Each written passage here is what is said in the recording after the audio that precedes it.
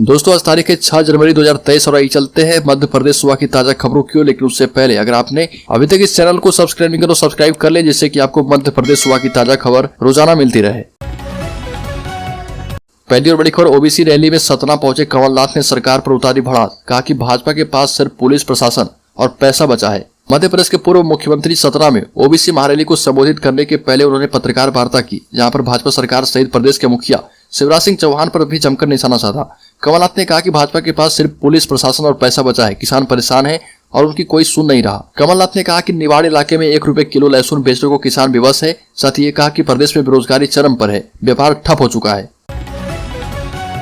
वहीं प्रदेश के गृह मंत्री नरोत्तम मिश्रा का बड़ा आदेश, चाइनीज मांझा बेचने वालों के खिलाफ होगा रासुका के तहत एक्शन। उज्जैन प्रशासन ने गिरा दिए हैं 2 मकान। मध्य प्रदेश में चाइनीज मांझा पर प्रतिबंध है, फिर भी इसकी बिक्री धड़ल्ले से की जा रही है। इससे बच्चे घायल भी हो रहे हैं। उज्जैन में 6 साल की बच्ची का गला इस मांझे से कट गया। एमपी के गृह मंत्री नरोत्तम मिश्रा ने चाइनीज मांझा बेचने वालों के खिलाफ सख्त कार्रवाई की चेतावनी दी है और कहा कि अब आरोपियों के खिलाफ रासुका के तहत एक्शन लिया जाएगा। गृह मंत्री नरोत्तम मिश्रा ने कहा कि मकर संक्रांति आने वाली है, अगर कोई चाइनीज मांझा बेचने के बारे में सोचता भी है तो संभल जाए।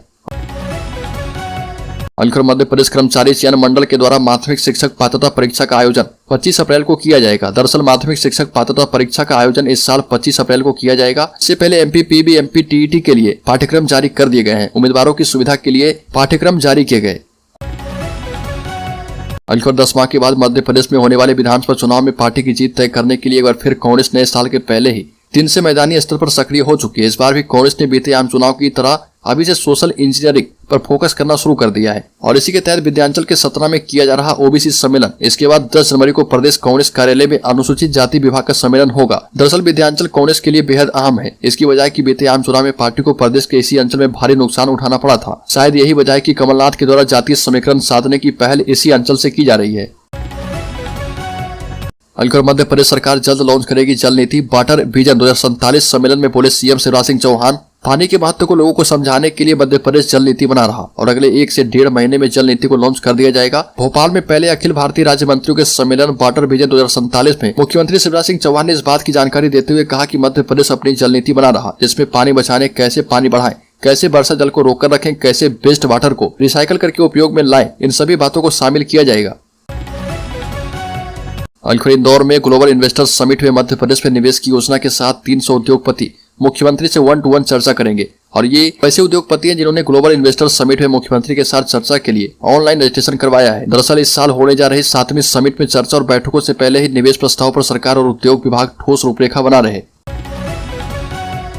व्यापम घोटाले को लेकर नेता प्रतिपक्ष डॉक्टर गोविंद सिंह ने पुलिस महानिदेशक सुधीर सक्सेना को पत्र लिखा। इसमें उन्होंने इस मामले में दर्ज एफआईआर एवं शिकायतकर्ता की प्रति उपलब्ध कराने की मांग की। मध्य प्रदेश में ये चुनावी साल है और राजनीतिक सरगर्मियां तेज है। कांग्रेस ने सरकार को घेरने की पूरी तैयारी कर ली है और इस पत्र से ये बात साफ जाहिर हो रही है और कांग्रेस ने व्यापम घोटाले की चर्चा फिर से तेज कर दी है।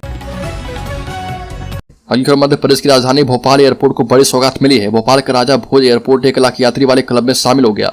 एयरपोर्ट को यह तमगा दिसंबर 2022 में मिला है। दिसंबर में 1,02,132 यात्रियों ने भोपाल एयरपोर्ट पे सफर किया। आपको बता दें कि हाल ही में भोपाल एयरपोर्ट को एक और उपलब्धि मिली थी। इस उपलब्धि में यात्री सर्वेक्षण में देश के दूसरे सर्वश्रेष्ठ एयरपोर्ट में शामिल हुआ। मध्य प्रदेश में पटवारी समेत 9,000 से ज्यादा पदों पर भर्तियां। आपको बता दें कि मध्य प्रदेश कर्मचारी चयन मंडल ने बम्पर भर्ती की अधिसूचना जारी कर दी है। उम्मीदवार जहां आवेदन कर सकते हैं, इन भर्तियों के लिए आवेदन की प्रक्रिया शुरू हो चुकी है। राज्य में पटवारी समेत 9,073 पदों पर भर्ती के लिए आवेदन की प्रक्रिया शुरू हो चुकी है और इसके अलावा भी राज्य सरकार ने विभिन्न विभागों में नौकरियां निकाली है।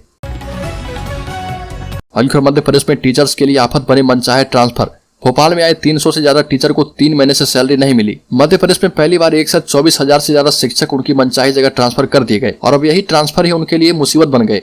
भोपाल में 300 से ज्यादा टीचर को 3 महीने से सैलरी नहीं मिली है। सीएम राइज और दूसरे स्कूल में ट्रांसफर होकर +2 121 उच्च माध्यमिक शिक्षक, 148 माध्यमिक शिक्षक और 46 प्राथमिक शिक्षकों की सैलरी नहीं आई है। स्थिति यह हो गई कि शिक्षकों को होम लोन, बीमा किस्त, बच्चों की ट्यूशन इत्यादि के दर की ठोकरें खाने को मजबूर होना पड़ रहा।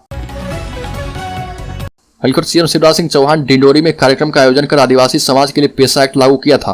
उसी डिंडोरी में ग्रामीणों ने शराब बनाकर बेचने एवं पीने पर पाबंदी लगा दी।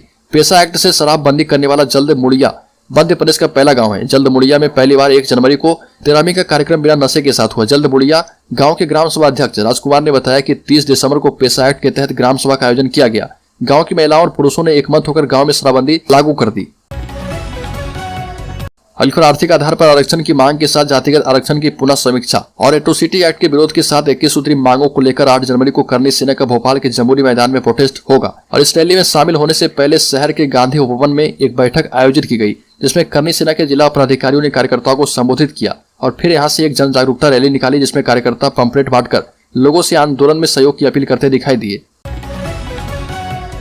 हल्कर संविदा स्वास्थ्य कर्मचारियों की हड़ताल हुई समाप्त। टीकमगढ़ जिले के संविदा स्वास्थ्य कर्मचारियों ने अनिश्चितकालीन हड़ताल समाप्त कर दी। बीते 21 दिनों से 2 सूत्री मांगों को लेकर हड़ताल कर रहे संविदा स्वास्थ्य कर्मचारियों ने सीएमएचओ के नाम ज्ञापन सौंपा। पत्र के माध्यम से संविदा कर्मचारियों के सामूहिक रूप से काम पर उपस्थित होने की बात कही। संघ के जिलाध्यक्ष नितिन तिवारी ने बताया कि हड़ताल समाप्त करने के संबंध में सीएमएचओ को ज्ञापन सौंपा गया है। पत्र के माध्यम से कहा कि प्रदेश स्तरीय हड़ताल अभी समाप्त किया गया है।